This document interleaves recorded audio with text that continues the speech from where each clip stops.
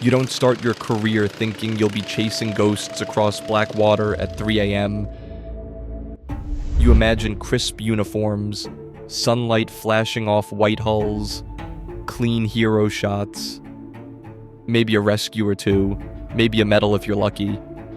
Instead, your first real memory is vomit in your throat as the engine roars and your commander screams over the wind, "Go, go, go," while a cigarette boat tears across the ocean. It begins with routine patrols, endless blue, radar screens glowing in dim cabins, coffee so strong that it feels like punishment.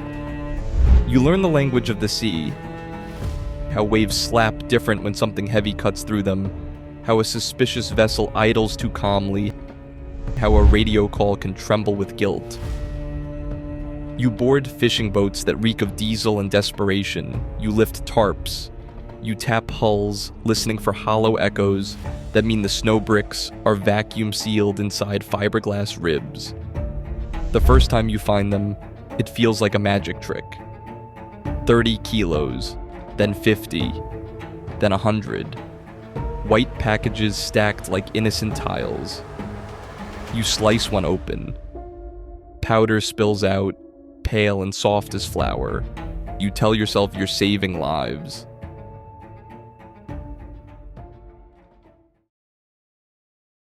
The chases are different. They start with a blip on radar. Too fast, too direct, no AIS signal.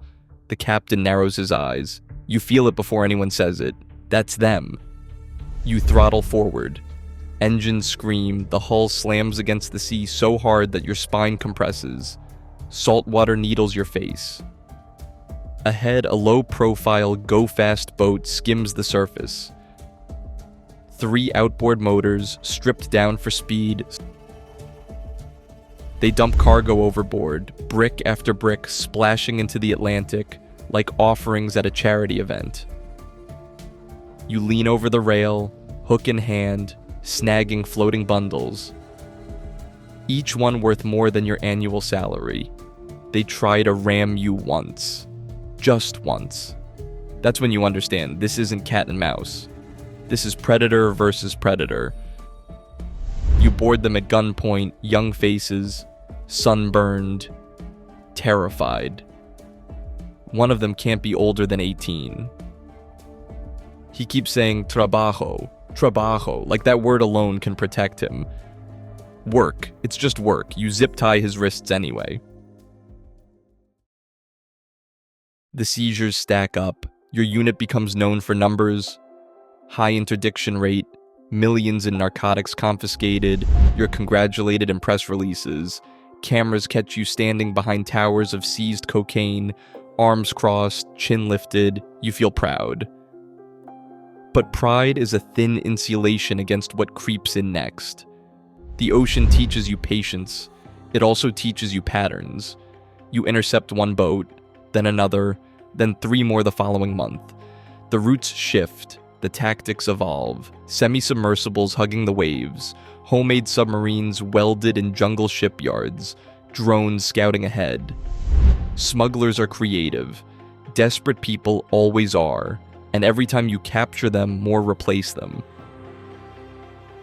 You start to notice the math doesn't add up. One night, you chase a vessel for 2 hours, rain lashes the boat, lightning splits the sky open like a surgical incision, the smugglers dump everything, engines screaming, boat nearly airborne over swells. You finally disable them with precision shots to the motor block. When you board, you find not just drugs, but a satellite phone still lit with recent calls. A contact labeled simply, "Office." You're not chasing fishermen with bad luck, you're chasing infrastructure. Corporations of crime, investors, logistics chains, warehouse managers, accountants. It's capitalism with better camouflage. And you're a floating compliance department. The first compromise is small. A confiscated GPS unit goes missing. No one reports it. Equipment gets lost all the time in saltwater operations. Then fuel logs don't quite match up. Someone skims, someone always skims. You see a senior officer accept a quiet envelope after docking in a foreign port. He doesn't look ashamed, he looks tired, leaning against the railing as the sun bleeds into the horizon. For every ton we grab, 10 slip through. You think the government doesn't know that? You don't answer. You still want to believe. One day you board a semi-submersible once. A steel coffin riding inches above water. Inside, it's airless, claustrophobic, 4 men soaked in sweat and fear. One of them clutches a photo of a baby girl. You imagine her waiting for money that will never come. You imagine the cities that money poisons. You feel like a valve in a broken machine. No matter how tight you turn, pressure builds elsewhere. Your promotions come anyway. Petty officer. Then chief. You're trusted. You coordinate intercepts. You analyze trafficking patterns. You brief younger recruits with the same clean conviction you once had. But now, those chases become mechanical. You can predict their turns before they make them. You know how smugglers jettison cargo in weighted nets so it can be retrieved later.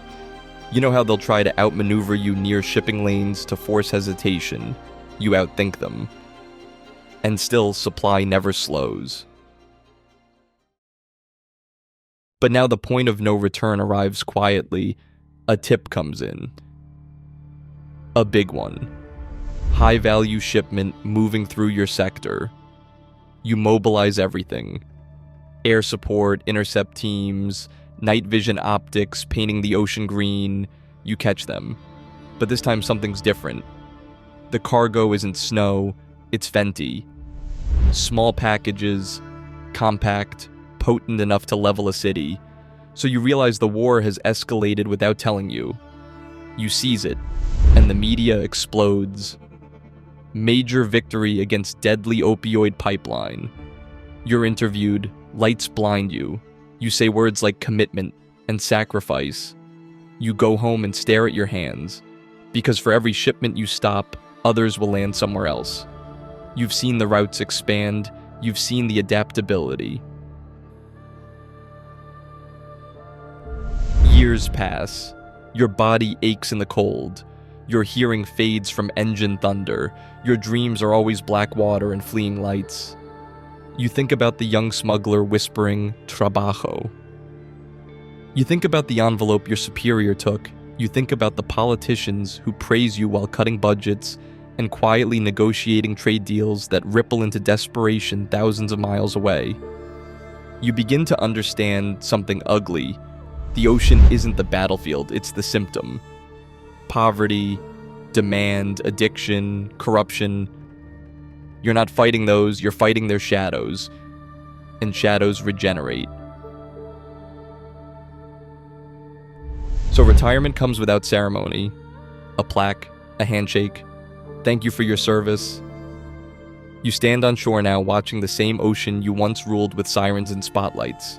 It looks innocent, blue, infinite. But you know what moves beneath it?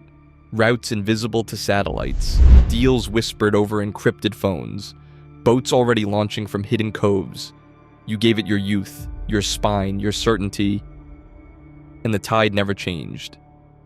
You became an Anti-Narcotics Coast Guard. You chased speedboats through storms.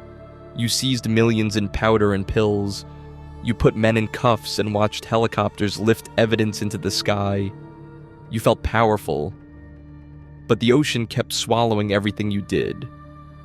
In the end, you weren't stopping a flood. You were just skimming foam off the top.